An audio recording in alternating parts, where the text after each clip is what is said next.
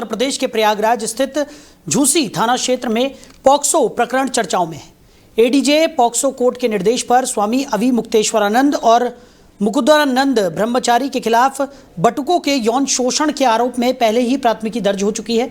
शिकायतकर्ता आशुतोष ब्रह्मचारी ने अपने बयान में ठोस साक्ष्य होने की बात कही थी। हाल ही में पीड़ितों की मेडिकल रिपोर्ट सामने आई है और रिपोर्ट में बटुकों के साथ जबरन यौन कृत्य किए जाने की पुष्टि की गई है। ये रिपोर्ट जांच एजेंसियों के लिए महत्वपूर्ण साक्ष्य मानी जा रही है। इससे पहले पीड़ितों ने मीडिया को आरोप जो दिए गए थे उन्हें दोहराया और गुरु दीक्षा के नाम पर कथित प्रताड़ना का खुलासा किया। पीड़ितों ने कहा कि राजस्थान और बिहार से करीब 20 अन्य बटुक भी उत्पीड़न के शिकार हुए। मठ में कई बाहरी प्रभावशाली लोग आते थे। विरोध करने पर धमकियां दी जाती थी। माघ मेले के दौरान विवाद बढ़ने पर पीड़ित मठ छोड़कर अन्य धार्मिक नेताओं के पास पहुंचे और सारी बात बताई। स्वामी अवि मुक्तेश्वरानंद ने वाराणसी में जांच पर सवाल उठाए। उनका कहना था कि शिकायतकर्ता की मौजूदगी में जांच की पारदर्शिता पर संदेह स्वाभाविक है। प्राथमिकी पहले ही दर्ज हो चुकी है और प्रकरण न्यायालय के विचाराधीन है। तो लगातार ये मामला तूल पकड़ता हुआ नजर आ रहा है और इस खबर पर ज्यादा चर्चा के लिए हमारे मैनेजिंग एडिटर रमेश ठाकुर जी हमारे साथ जुड़ गए। रमेश जी, प्रयागराज झूसी में पॉक्सो प्रकरण की चर्चाएं तेज होती हुई नजर आ रही हैं और अब पीड़ितों की जो मेडिकल रिपोर्ट आई है उसके चलते भी अब ये मामला और ज्यादा गर्माता हुआ दिखाई पड़ रहा है। कैसे देख रहे हैं? देखिए साहिल, मीडिया ट्रायल जबरदस्त हो रहा है। इनमें हम लोग इनकार नहीं कर सकते इस बात को लेके। अब जो चीजें कोर्ट में होनी चाहिए, क्योंकि इस तरह के पॉक्सो का जब मामला जब जाता है तो पहले निचली अदालत में क्या होता है, 64 के बयानात होते हैं। उस बयानात की एक सीडी बनाई जाती है, केस डायरी बनाई जाती है, जो हेयरिंग में जाके फिर दोनों तरह के जो वकील होते हैं पक्ष और विपक्ष के, फिर उसमें बहसबाजी होती है। इनका मीडिया में हो रहा है। दूसरे जो याचिकाकर्ता हैं, जो आरोप जिन्होंने लगवाया है,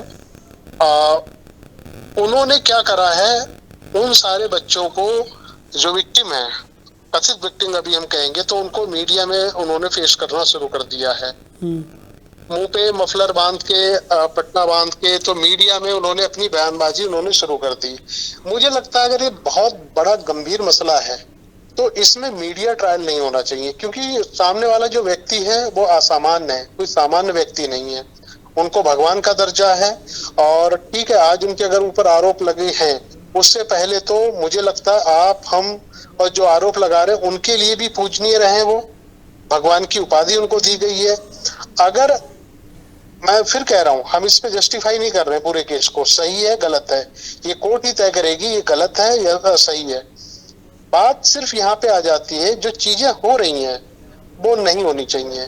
मीडिया में सब चीजें आ जाना, उसके बाद में कोर्ट में जाना, तो ये आप दर्शा रहे हो कि इस केस में कहीं ना कहीं घाल घपला या झोल तो है।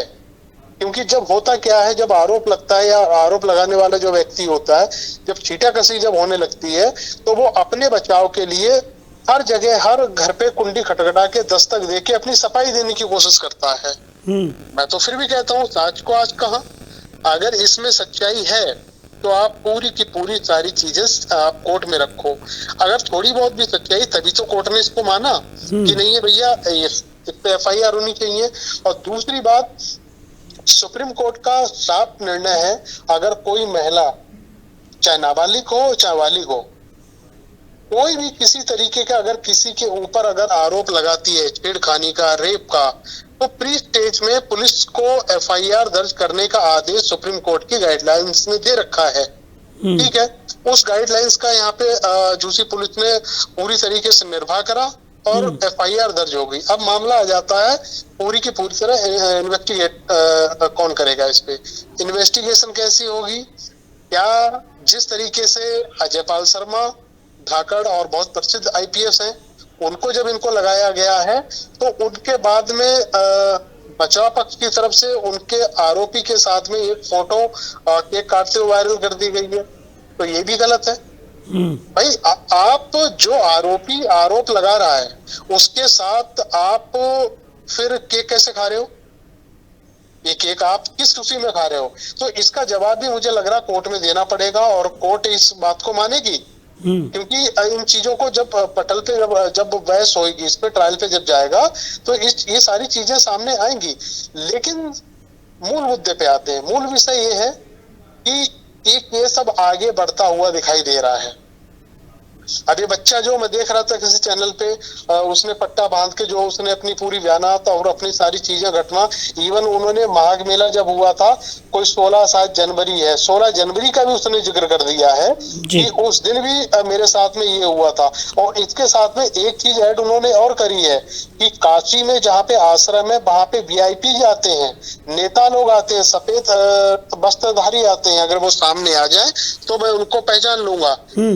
ये तो मतलब बहुत ही अचंभित और अनएक्सपेक्टेड उसके बयान है। ठीक है। अच्छा रमेश जी, यहाँ पर एक चीज़ और जो नोटिस करने वाली है वो ये है कि इस पूरे मामले में अवी मुक्तेश्वरानंद ने भी अलग अलग तरीके की प्रतिक्रियाएं दी। पहले उन्होंने कहा कि वो जांच में पूरी तरह से सहयोग करेंगे, उनकी गिरफ्तारी के लिए अगर पुलिस आती है तो वो उसमें भी सहयोग करने के लिए तैयार थे।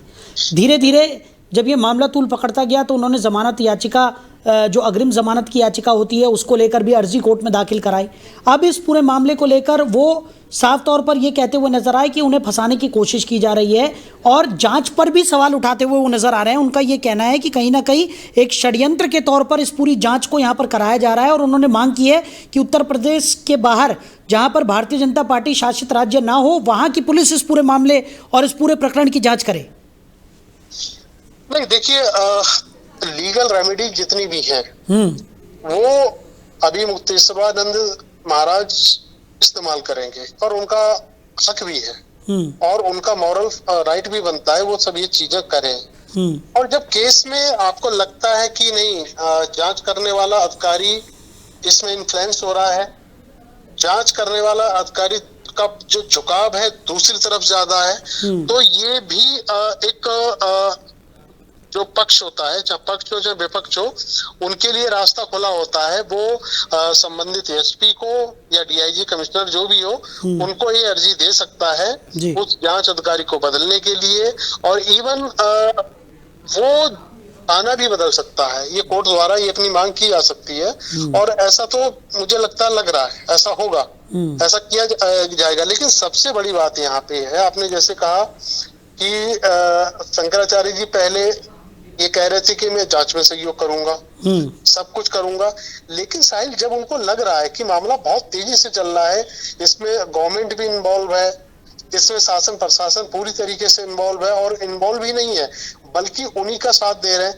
तो उनको लगता है कि भाई मेरी गिरफ्तारी तो होगी। तब उनको लगा कि अपनी गिरफ्तारी को बचने के लिए एंटीसेप्टिक बेल डाल दो, वो भी उन्होंने करा और वो आगे की सब चीजें कर रहे हैं। लेकिन अब इसका अंत क्या होगा, इस केस का अंत क्या होता है, इसके सवाल कई सारे खड़े हो गए हैं। पहले तो पूरे देश की जनता ये जानना चाह रही कि इतने बड़े व्यक्ति के ऊपर जब इतनी बड़ा जो आरोप लग रहा है ना, उसका दूध का दूध पानी का पानी जरूर होना चाहिए। सच्चाई कम से कम सबके पास साथ में आना चाहिए। अगर इसमें आरोप पे जरा सी भी सच्चाई है जी, फिर चाहे सामने शंकराचार्य हो, प्रधानमंत्री हो, कोई भी हो, उनको सजा मिलनी चाहिए जी। एक बात है। दूसरी बात यह है, अगर इसमें झूठ है तो झूठा केस लगाने वाले के ऊपर भी उतनी कार्रवाई होनी चाहिए जितनी कार्रवाई अगर इसमें केस में सच्चाई होती उनके ऊपर होती। तो मुझे लगता है ये दोनों पहलू हैं और दोनों पहलुओं का पलड़ा एकदम भारी है। अभी कौन ज्यादा है कौन कम है, इसको मुझे लगता है अभी तय करना मुश्किल हो जाएगा। चलिए रमेश जी, हमारे साथ जुड़ने के लिए, इन तमाम चर्चाओं के लिए आपका बहुत शुक्रिया। तो साफ तौर पर अवी मुक्तेश्वरानंद को लेकर जो पॉक्सो प्रकरण है उसको लेकर चर्चाएं तेज़ होती हुई नज़र आ रही हैं। तो आपको बता दें, पीड़ितों की मेडिकल रिपोर्ट ने कृत्य की पुष्टि कर दी है और कई तरह के बयान भी यहाँ पर सामने आए हैं जिसने अब इस पूरे मामले को और ज़्यादा गरमा दिया है।